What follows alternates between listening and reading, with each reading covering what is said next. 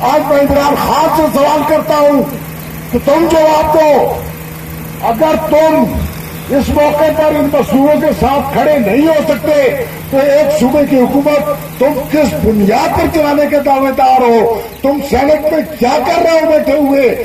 تم قومی اسمبلی میں بیٹھے ہوئے کیا کر رہے ہو؟ ریزائن کرو اور ان مزدوروں کے ساتھ شامل ہو جاؤ۔ آج یہ وقت ہے کہ ہم نے اس وچکاری کو ہمیشہ کے لیے روکنا ہے۔ پی آئی اے کے مزدوروں کا وجہ یہ کہ پی آئی اے میں بھرتی بہت زیادہ ہے۔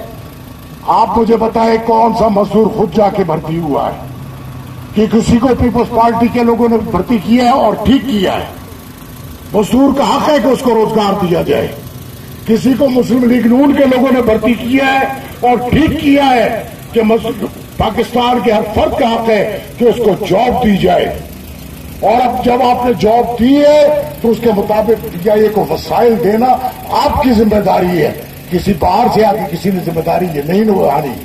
میں آخر میں ایک بار پھر یونائٹڈ پاکستان کی قیادت، مرکزی صدر جناب سید سیف الاسلام خالد اور دیگر تمام مرکزی عہدیداران اور کارکنان کا ممنون ہوں، شکر گزار ہوں کہ آپ سب لوگ پی آئی اے کے حق میں نکل کر باہر آئے، اور امید ہے کہ یہ بارش کا پہلا قطرہ ہے جو دیگر جماعتوں کو بھی غیرت دلائے گا کہ وہ آئیں اور آ کے پی آئی اے کے مزدوروں کے ساتھ، پاکستان کے مزدوروں کے ساتھ اگر وہ سچے ہیں تو قدم سے قدم ملا کر آگے بڑھیں۔ شکریہ۔